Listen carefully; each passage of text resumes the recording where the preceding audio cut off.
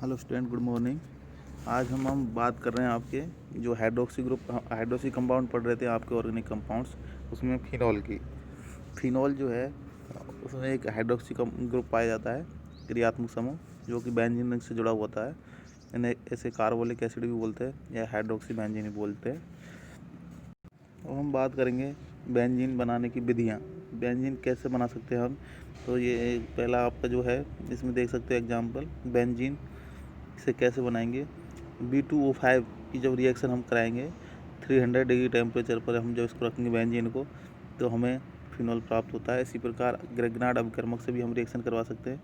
जो बेंजीन से MgX जुड़ा होता है तो उसका ऑक्सीडेशन करवाते हैं और फिर उसका हाइड्रेशन करवाते हैं, तो हमें फिनॉल प्राप्त होता है। इसी प्रकार सैलिसिलिक एसिड से हम प्राप्त कर सकते हैं सोडा लाइम डिकार्बोक्सिलेशन अभिक्रिया द्वारा। उसके बाद बेंजीन डाइएजोनियम क्लोराइड से भी हम फिनॉल प्राप्त कर सकते हैं। इसमें क्या है कि वाटर के साथ जब हम इसको बॉयल करते हैं बेंजीन डाइएजोनियम क्लोराइड को, तो हम फिनॉल प्राप्त होती है। इसी प्रकार बेंजीन सल्फोनिक एसिड से भी हम बेंजीन बना सकते हैं, जिसकी सोडियम हाइड्रोक्साइड के एक्सेस में जब हम बेंजीन सल्फोनिक एसिड की जब रिएक्शन करवाते हैं तो हम -H2O निकल के हमें फिनॉल प्राप्त होती है। इसके अलावा आइसोप्रोपिल बेंजीन से भी हम बना सकते हैं, जिसे क्यूमीन भी कहते हैं। इसका ऑटो ऑक्सीडेशन करवाते हैं, उसके बाद में क्यूमीन हाइड्रोपेरोक्साइड बनता है। उसे जब गर्म करते हैं तो हमें बेंजीन प्राप्त होती है एसिडिक मीडियम में। इसके अलावा औद्योगिक विधि जो है, लार्ज स्केल में फिनॉल बनाने की जो विधियाँ हैं, उसमें है डाव प्रोसेस। डाव प्रोसेस क्या है, जिसमें क्लोरोबेंजीन की रिएक्शन जब एक्वस NaOH सोडियम हाइड्रोक्साइड से करवाते हैं 300 डिग्री टेम्परेचर पर, एक न्यूक्लियोफिलिक सब्स्टिट्यूशन रिएक्शन के द्वारा फिनॉल प्राप्त होती है। NaOH के प्रति जो क्रियाशीलता है, सोडियम हाइड्रोक्साइड के प्रति जो क्रियाशीलता है, न्यूक्लियोफिलिक सब्स्टिट्यूशन रिएक्शन की जो रिएक्टिविटी है वो हम देखेंगे।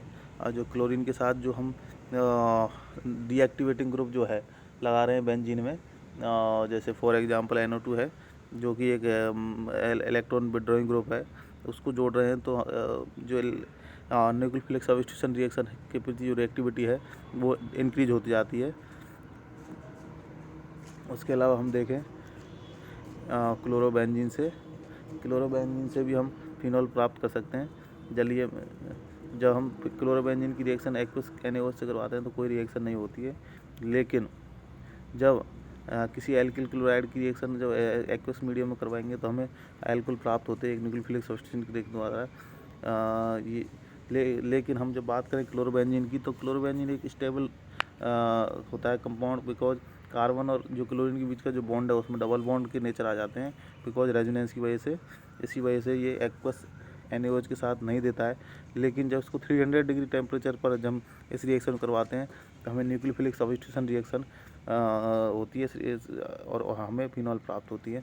इसके अलावा रोशिंग प्रोसेस क्या होती है, बेंजीन की रिएक्शन हाइड्रोक्लोरिक एसिड की प्रेजेंस में और ऑक्सीडेशन करवाते हैं CuCl2 और 300 डिग्री टेम्परेचर पर, तो हमें क्लोरोबेंजीन प्राप्त होती है। और क्लोरोबेंजीन का जब हम SiO2 की 500 डिग्री टेम्परेचर देखते हैं सेंटीग्रेड, तो हमें फिनॉल प्राप्त होती है। ये जो प्रोसेस है इसे रोशिंग प्रोसेस भी कहते हैं। इसके अलावा हम कौल तार से बेंजीन बना सकते हैं। कौल तार से कैसे कौल तार का जब प्रभाजी आसमन करवाते हैं 170 डिग्री से 230 डिग्री सेंटीग्रेड पर, तो हमें मिडिल जो ऑयल फिनॉल प्राप्त होता है, उसको कूल करते हैं, ठंडा करते हैं, तो क्रिसॉल क्रिस्टल। उसके अलावा लिक्विड प्राप्त होता है। जो लिक्विड है उसमें सोडियम हाइड्रोक्साइड से रिएक्शन करवाते हैं तो सोडियम फिनॉल के सोडियम साल्ट बनते हैं। उसके अलावा उसके बाद हम जब कार्बन मोनोऑक्साइड और वाटर से जब उसको गुजारते हैं तो हमें फिनॉल प्राप्त होती है। इसके अलावा हम देखें इसकी फिजिकल प्रॉपर्टीज़, जो भौतिक गुण हैं फिनॉल के, वो क्या होते हैं। ये कलरलेस क्रिस्टलीय ठोस होता है फिनॉल। यह आर्द्रता ग्राही, जहरीला, संक्षारक। उसके अलावा 1% सांद्रता जो है इसकी एंटीसेप्टिक के रूप में काम करती है। इसे कार्बोलिक एसिड भी बोलते हैं। इसका जो मेल्टिंग पॉइंट है 43 डिग्री सेंटीग्रेड होता है, एंड बॉइलिंग पॉइंट जो है 182 डिग्री सेंटीग्रेड होता है। फिनॉल एयर एंड लाइट में ऑक्सीकृत होकर के पैराबेंजोक्विनोन बनाता है, जो कि पिंक कलर का होता है।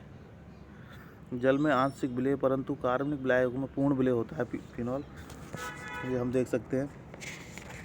उसके अलावा हम देखें इसकी जो फिनोल जो है एक लिटमस पेपर को जो है ब्लू को रेड कर देता है, सक्रिय धातु के साथ H2 गैस देता है।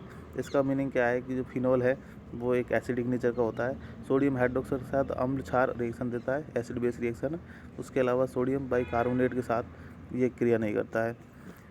अब देखिए हम इसकी केमिकल प्रॉपर्टीज़ की, रासायनिक अभिक्रियाओं की, तो हम बात करेंगे जिस प्रकार एल्कोहल में बात कर रहे थे, इसमें हाइड्रोजन ऑक्सीजन के बीच का बॉन्ड टूटता है। फिनोल में दो प्रकार की अभिक्रियाएं पाई जा रही है, जिसमें एक तो हाइड्रोजन और ऑक्सीजन के बीच के बॉन्ड टूटने की है, दूसरा है हाइड्रोक्सी ग्रुप की। तो जो हाइड्रोक्सी ग्रुप की जो रिएक्शंस हैं वो तो है आपकी इस प्रकार हम देख रहे थे इसमें कि जो फिनोल है, दो प्रकार की रिएक्शन है इसमें, ए और बी। इस प्रकार देख रहे हैं हम कि जो ए टाइप की रिएक्शन है जिसमें आपके हाइड्रोजन हाइड्रोक्सी जो ग्रुप है उसकी वजह से रिएक्शन हो रही है, उसमें देखिए हम एसिडिक नेचर, जो फिनोल है वो एसिडिक नेचर के होते हैं, बिकॉज सोडियम जो मेटल्स के साथ रिएक्शन करते हैं तो ये ऑक्सीजन जो हाइड्रोजन गैस इनमें निकलती है। इससे हमें पता चलता है कि इनमें इनका जो नेचर है एसिडिक नेचर का होता है। एसिडिक नेचर का हमें कैसे पता चलता है? लिटमस पेपर से भी हम निकाल सकते हैं। लिटमस टेस्ट से ब्लू को रेड कर देते हैं। यदि कोई ब्लू लिटमस को रेड कर देता है तो वो कंपाउंड्स हमारा एसिडिक नेचर का होता है। तो हम एसिडिक नेचर की जो है इस ऑर्डर में देख सकते हैं नेचर। उसके अलावा सोडियम हाइड्रोक्साइड के साथ रिएक्शन करवा सकते हैं, तो उसके अलावा सोडियम बाइकार्बोनेट, सोडियम हाइड्रोक्साइड, इससे हम जब रिएक्शन करवाएंगे एसिडिक नेचर की जो है फिनोल की, तो उससे हमारे जो फिनोल का एसिडिक नेचर का पता चलता है। फिनोल जो है सोडियम बाइकार्बोनेट के साथ CO2 गैस नहीं देता है, क्योंकि यह H2CO3 में दुर्बल अम्ल होता है, जबकि एसिटिक एसिड NaHCO3 के साथ CO2 गैस देता है। जो यौगिक H2CO3 से अधिक एसिडिक होते हैं वो ही NaHCO3 सोडियम बाइकार्बोनेट के साथ CO2 देते हैं। अब हम देख सकते हैं एसिडिक जो नेचर है वो डायरेक्टली प्रोपोर्शनल टू होता है 1/, हाइपर कॉन्जुगेशन। और देख सकते हैं हम इस ऑर्डर में देख सकते हैं। इसके अलावा हम जब देखें इसका जो रिएक्शन है एल्काइलेशन जब हम करवाएंगे कार्बीन से जो, तो हमें एनिसॉल प्राप्त होता है। उसके अलावा हम जो एसिटाइलेशन करवाते हैं तो एसिटाइलेशन में हमें फिनाइल एसीटेट प्राप्त होगा। जब एसिटाइल क्लोराइड की रिएक्शन जब फिनोल से करवाएंगे तो उसके साथ ही हम जैसे अमोनिया से रिएक्शन करवाते हैं तो हमें एनिलीन प्राप्त होता है। इसे बुचर अब क्या भी कहते हैं एल्यूमिना की प्रेजेंस में। उसके अलावा डीऑक्सीजनेशन करवाते हैं तो जिंक की प्रेजेंस में जब हम डीऑक्सीजनेशन करवाते हैं तो हमें बेंजीन प्राप्त होती है।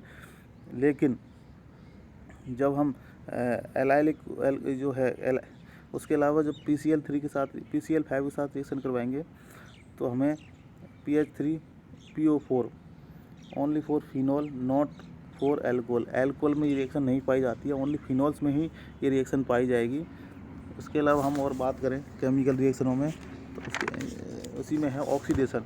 जब फिनोल का ऑक्सीडेशन करवाते हैं तो एयर और लाइट की प्रेजेंस में तो इसका ऑक्सीडेशन हो जाता है, और या फिर CrO2 Cl2 की प्रेजेंस में करवाएंगे तो हमें पैराबेंजोक्विनोन पिंक कलर का एक कंपाउंड प्राप्त होता है। यदि हम इसका ऑक्सीडेशन KMnO4 या K2Cr2O7 की प्रेजेंस में करवाते हैं हमें तो मीजो टार्ट्रिक एसिड प्राप्त होता है और CO2 गैस विद्युत के साथ निकलती है।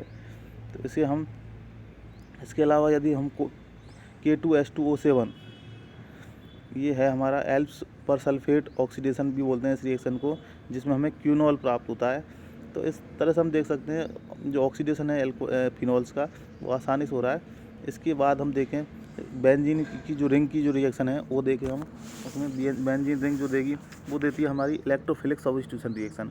इलेक्ट्रोफिलिक सब्स्टिट्यूशन के लिए फिनोल में जो उपस्थित OH समूह है वो एक एक्टिवेटिंग ग्रुप का काम करता है, जो कि ऑर्थो पैरा डायरेक्टिंग ग्रुप होता है, क्योंकि ये एक जो ऑक्सीजन पे जो पाए जाने वाले जो लॉन पेयर है वो रिंग में जाने पर +R इफेक्ट शो करते हैं, जो कि रिंग को एक्टिवेटिंग डायरेक्शन में मूव करते हैं, जिससे हमारे जो है इलेक्ट्रोफिलिक सब्स्टिट्यूशन रिएक्शन के प्रति हमारी जो रिंग है बेंजीन रिंग वो एक्टिवेट हो जाती है, और जो ये सारी रिएक्शन है उनकी रिएक्टिविटी बढ़ जाती है। फॉर एग्जांपल हेलोजिनेशन में जब हम देखेंगे Br2 से रिएक्शन करवाता है ALX3 की उपस्थिति में। ALX3 एक हमारा हेलोजन कैरियर है, जिसमें देखें हम ऑर्थो पैरा पोजीशन पर ब्रोमिनेशन होता है नॉन पोलर सॉल्वेंट प्रेजेंस में। लेकिन पोलर सॉल्वेंट हो तो हमारा तीनों पोजीशन पर ऑर्थो पैरा पोजीशन पे तो हमें वाइट पीपीटी प्राप्त होता है, टेस्ट फॉर फिनॉल। उसके अलावा नाइट्रेशन रिएक्शन, डाइल्यूट HNO3 से रिएक्शन करवाएंगे तो ऑर्थो या पैरा पोजीशन में प्रोडक्ट प्राप्त होगा। लेकिन HNO3 और H2SO4 मोर रिएक्टिव होता है, जो कि पिक्रिक एसिड में कन्वर्ट हो जाता है।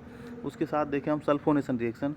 सल्फोनेशन रिएक्शन जब हम करवाते हैं 25 डिग्री पर तो ओनली ऑर्थो प्रोडक्ट बनता है। लेकिन जब हम 100 डिग्री टेम्परेचर करवाते हैं तो हमें पैरा प्रोडक्ट प्राप्त होता है। इसके साथ ही हम देखें हम फ्रीडल क्राफ्ट अभिक्रिया। फ्रीडल क्राफ्ट अभिक्रिया में क्या है, एक एल्काइलेशन रिएक्शन है ये, जिसमें CHCl3 और AlCl3 से जब एल्काइलेशन करवाते हैं हमें तो क्रिसॉल प्राप्त होता है। लेकिन जब एसिटाइल क्लोराइड से जब करवाएंगे रिएक्शन तो एसिटाइलेशन होता है, रीअरेंजमेंट भी होता है इसमें। जबकि केवल एसिटाइल क्लोराइड लिया जाए तो जो हाइड्रोक्सी OH की अभिक्रिया होती है OH पर।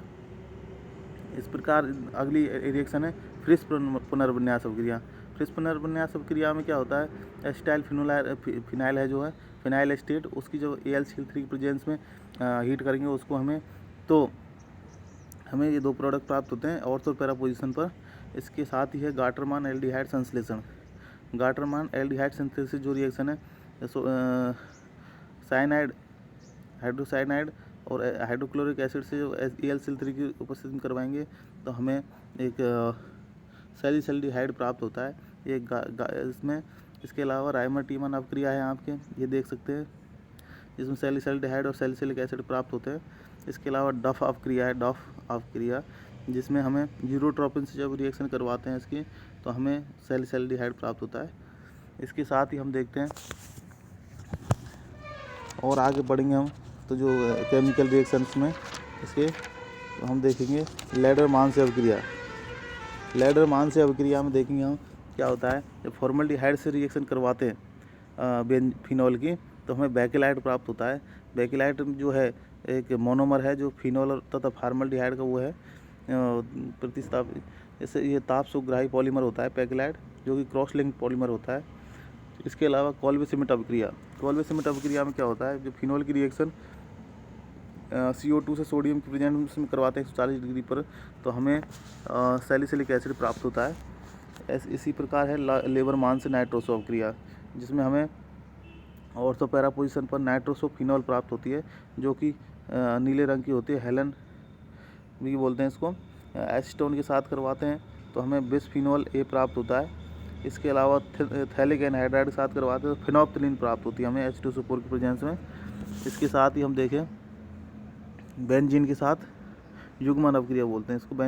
बेंजीन डाइएज़ोनियम क्लोराइड के साथ जब करवाएंगे तो बेंजीन इसे बोलते हैं युग्मन अभिक्रिया, जो कि एक कपलिंग रिएक्शन है, जिसमें AlCl3 की प्रेजेंस में रिएक्शन करवाएंगे इलेक्ट्रोफिलिक सब्स्टिट्यूशन रिएक्शन तो हमें एक ऑरेंज कलर का N-एजो डाइज प्राप्त होता है, जिसे जो कि पैरा हाइड्रोक्सी बेंजीन कहते हैं इसे। इसके साथ है हाइड्रोजनेशन कराते हैं निकल की प्रेजेंस में तो हमें साइक्लो बेंजोक्सी एल्कोहल प्राप्त होगा। उसके अलावा हम देखें उदासीनीकरण, जो कि फेरिक क्लोराइड की प्रेजेंस में होती है। फिनॉल का जब उदासीनीकरण FeCl3 वॉलेट कलर का हमें कलर प्राप्त होता है, जिससे हमें क्या पता है फिनॉल और एल्कोहलिक कंपाउंड विभेदन करने में आसानी रहती है। थैंक यू दोस्तों।